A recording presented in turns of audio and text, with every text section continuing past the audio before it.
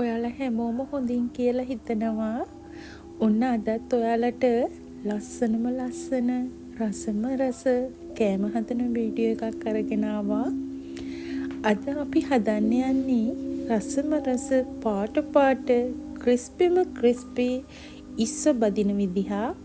මේකට කියන නම තමයි මල්ටි කලර් ක්‍රිස්පියස්ට් ශ්‍රිම්ප් ටෙම්පුරා කියලා. එහෙනම් අපි හදන්න පටන් ගමු නේද? අමතක කරන්න එපා සබ්ස්ක්‍රයිබ් කරලා ලයික් එකකුත් දාලම යන්න. මුලින්ම මේකට උවමනා කරනවා ටිකක් ලොකු ඉස්සෝ ටිකක්. ඒ ඉස්සගේ ඔළුව කඩලා අයින් කරලා අපි පිරිසිදු කරලා ගන්න ඕනි.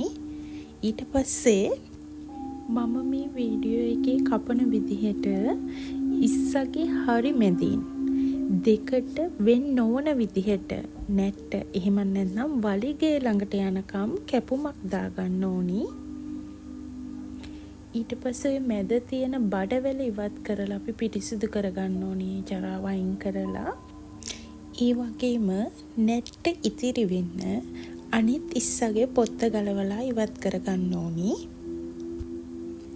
ඔයාලට මේ වීඩියෝ එකේ හරිම සරලව පේනවා. මම ඒ විදිහට ඔක්කොම ඉස්සෝ ටික මුලින්ම පිළියෙල කරගන්නවා. ඊට පස්සේ අපි ආයෙමත් සැරයක් මේ ඉස්සෝ ටික හොඳ පිරිසිදු වතුරෙන් තව වරක් සෝදා ගන්න ඕනි. පිරිසිදු කරන ඉස්සෝ ටික මම මේ ආකාරයට පේපර් ටවල් එකක් උඩට දාලා හොඳින් තෙත මාතු කරගන්නවා මුලින්ම. දැන් ඉස්සෝ ටික ලෑස්ති බදින්න. අපි බලමු මොනවද ඕනි කරන්නේ මේක බෙදගන්න කියලා. බිත්තරයක් බීට් කරගන්න ඕනි. ඒ වගේම ක්‍රිස්පි ප්‍රයි හරි කෝන් ප්ලාට් එකක් හරි ඕනි. ඔයාලා ළඟ මේ ක්‍රිස්පි ප්‍රයි නැත්නම් ඉස්සෝ ටිකට ලුණුයි ගම්මිරිස් ටිකකුයි එක සීසන් කරලා බදින්න කලින් හදාගන්න ඕනි. ඒ වගේම අපට ඕනි කරනවා මල්ටි කලර් ශ්‍රිම්ප් බ්‍රෙඩ් ක්‍රම්ස් එහෙම නැත්නම් පාටින් පාට කරපු පාන් කුඩු අවශ්‍ය වෙනවා මේකට. මුලින්ම අපි ක්‍රිස්පි ෆ්‍රයි වල හරි කෝන් ෆ්ලවර් වල හරි ඉස්සව දවටලා ඊළඟට බිත්තර සාරුවර දවටනවා. අවසානෙට මල්ටි කලර් බ්‍රෙඩ් ක්‍රම්ස් වල මේ ආකාරයට දවට ගන්න ඕනි. ඔක්කොම ඉස්සෝ ටික මම මේ ආකාරයෙන් හදනවා බලන්න. හරිම ලස්සනයි. පුංචි බබාලට එහෙම ගොඩාක් ආස හිතෙයි.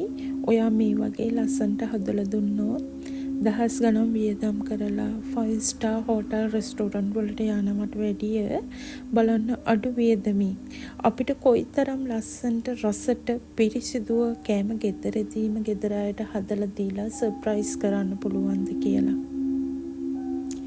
ඕනිම කෑමක් හදනකොට අපිට හොඳ ඉවසීමක් වගේම ආසාවක් සහ උවමනාවක් තියෙන්න ඕනි.